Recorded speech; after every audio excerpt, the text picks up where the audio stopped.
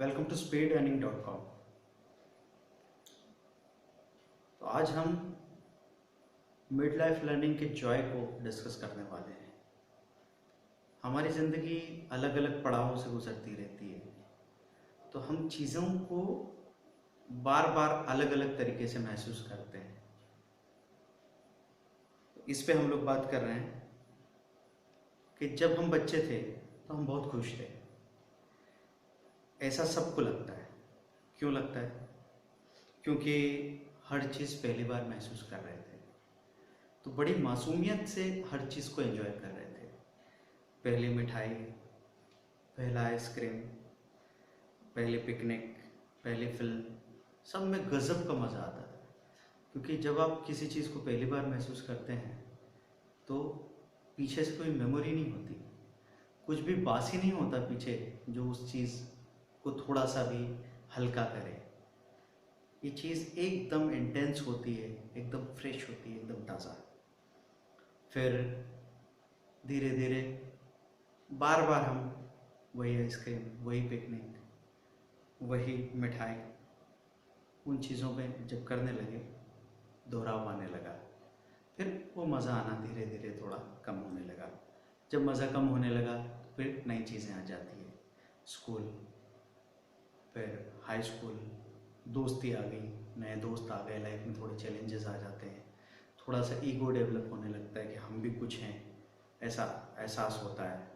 फिर आपके कई सारे दोस्तों का ग्रुप बनता है, थोड़ी पावर वाली बात आती है कि हम अपनी पावर महसूस करें, आजमाएं।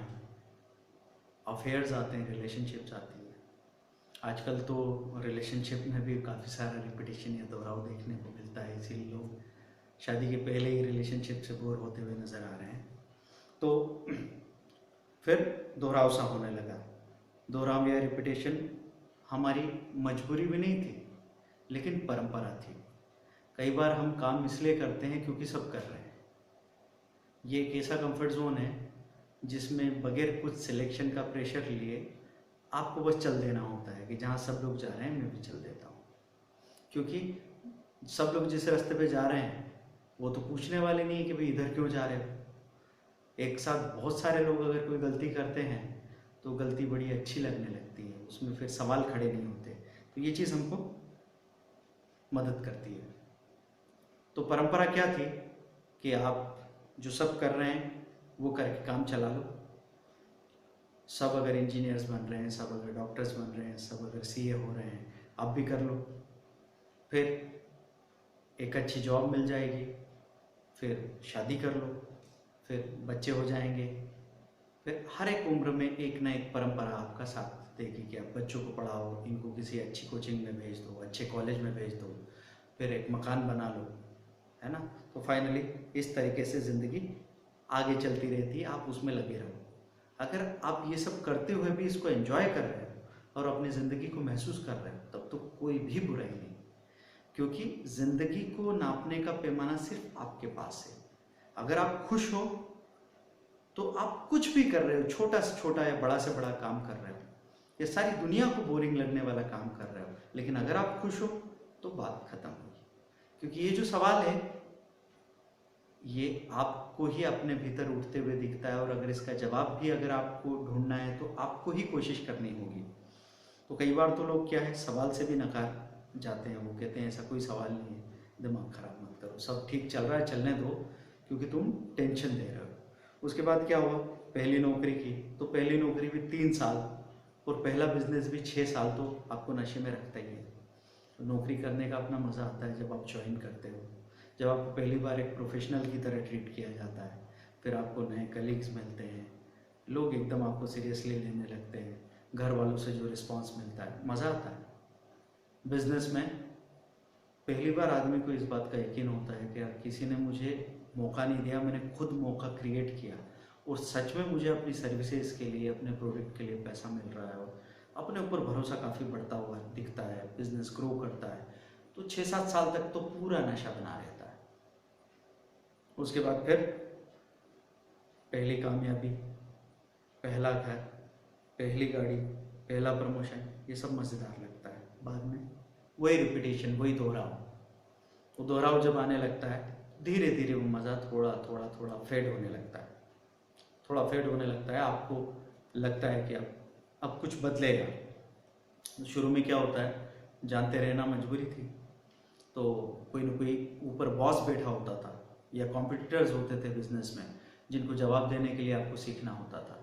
अगर आप सीखते नहीं तो आप सरवाइव नहीं करते।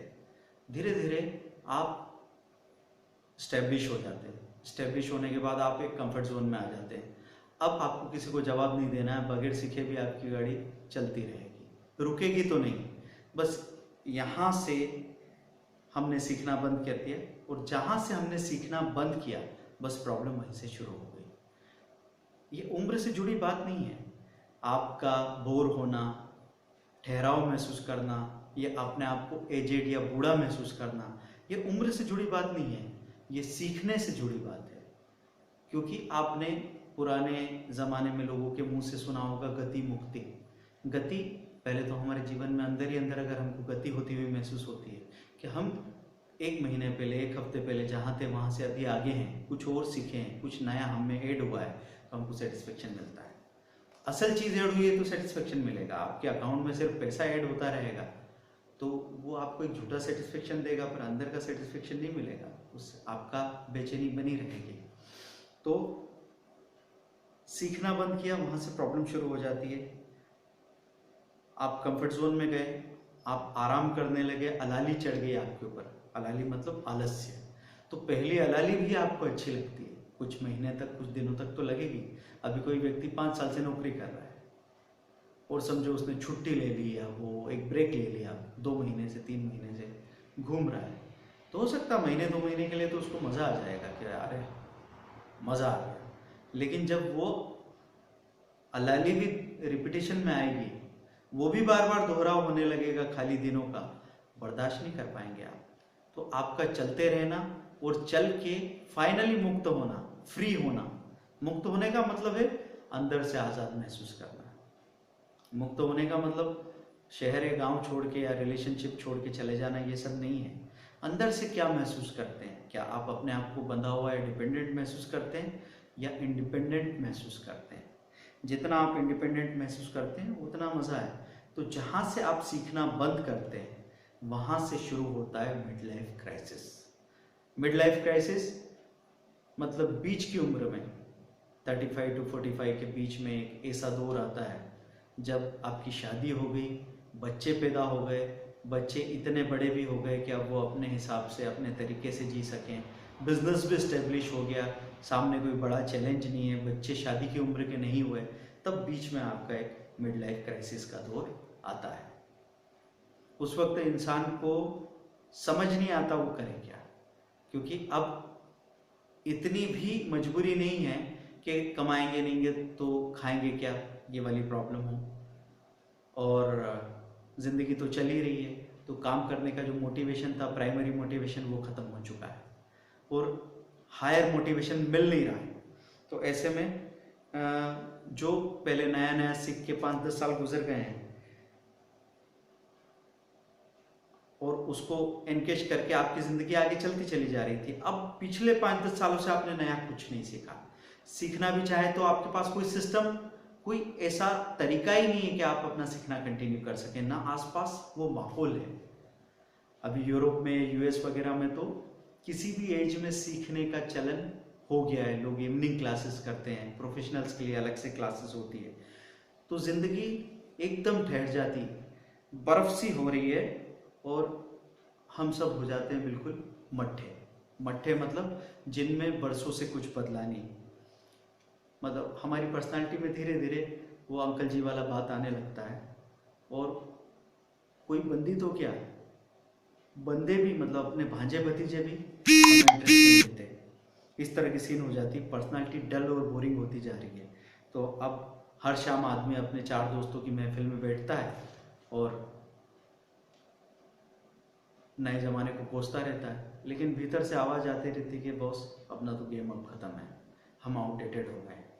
ठीक है, तो नया कहाँ से लाएं यार? मतलब आप जिंदा हैं और नया लाने का दिल करता है, लेकिन कहाँ से लाएं? आदमी क्या करेगा? शॉर्ट टी शर्ट पहन लेगा, टैटू करवा लेगा, हेयर स्टाइल बदल देगा, फ्रेंच कट रख लेगा।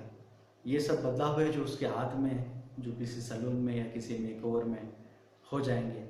लेकिन ज़रूरी है भीतर वाला बदलाव, क्योंकि ये नहीं आएगा तब तक दिक्कत है। तो भीतर बदलने के लिए आदमी सोचता है चलो कुछ सीख लेते हैं, क्या सीखें क्या सीखें, तो चलो थोड़ा कंप्यूटर सीख लेते हैं। अब वहाँ पे गए, बच्चों के साथ में सीख रहे हैं, थोड़ी देर में वो बोर होने लगते हैं, क्योंकि सीधा एप्लीकेशन लाइफ में अगर नहीं दिख रहा है और आप कनेक्ट नहीं कर पाए तो बोरिंग हो जाएगा। आपको लगा चलो म्यूज़िक गिटार सीख लेते हैं, थोड़े दिन बजाया, अब वो मासूमियत तो है नहीं कि सिर्फ आनंद को महसूस कर सकें, कैलकुलेशन तो साइड में दिमाग में चल ही रही है, तो बीच में छूट जाती है चीज़ें, दूसरी प्रायोरिटीज़, दूसरी अर्जेंसीज आ जाती है, तो होने में चला जाता है गिटार विटार सब कुछ। तो हम हर बार इस सीखने को अधूरा छोड़ते रहते हैं, और हर बार अधूरा छोड़ने के साथ हमारा कॉन्फिडेंस खत्म होता है। फैमिली वाले हंसते रहते हैं और हम कहीं धंसते रहते हैं। इस तरीके से ये सिलसिला चलता रहता है। थोड़े दिनों में मन उगता रहता है। कुछ ऐसा होना चाहिए जो आपको 10 से 15 घंटे बिजी रखे, मतलब एक डायरेक्शन में हमारा दिमाग चले, हमको लगे हमारा कोई मकसद है। और दूसरा क्या है कि अगर हम अपने बिजी शेड्यूल में से 15-20 मिनट भी निकालें तो हमारा सीखना कंटिन्यू होना चाहिए। तो यही चीज़ की कोशिश हम लोग अपने चैनल में करते हैं। हम लोग कोशिश कर रहे हैं कि हर वो चीज़ जो कोई भी बिजी से बिजी व्यक्ति कहीं भी बिजी हो, बिजनेस में बिजी हो, घर में बिजी हो, हाउसवाइफ, कोई रिटायर्ड पर्सन हो जो कम काम कम एनर्जी दे पा रहा हो तो भी सीख सके। कहीं दूर बैठा हो, 1000 किलोमीटर दूर, 2000 किलोमीटर दूर, कहीं छोटे से छोटे गांव में कोई इंसान बैठा हो, उसके पास साधन भी कम हो, तो भी उसका सीखना नहीं रुके। यही हमारा पर्पस है। उस पर्पस के लिए हम लोगों ने काम किया है, और आप सब लोगों की दुआ से वो बहुत ही सक्सेसफुल रहा है। और बात ये हम आपको इसीलिए समझा रहे हैं कि बात हमेशा पैसों की नहीं होती, बात होती है आपके सीखने की, आपके चलने की और ज़िंदगी को महसूस करने की। ज़िंदगी को महसूस करने के लिए कोई बहाना चाहिए घर से निकलने का। जब वो घर से निकल के कहीं जाते हैं तो रास्ते में फूल देखते हैं, धूप को महसूस करते हैं, स्कूल जाते बच्चों को देखते हैं, तरह तरह की आवाज़ें सुनाई देती है। यही सब तो ज़िंदगी है जिसको आप एक सपने की तरह जी रहे हैं। इसको एक खूबसूरत सपना बनने दीजिए, इसको बोरिंग और डल मत होने दीजिए। हम आपके साथ हैं। Thank you very much. Bye.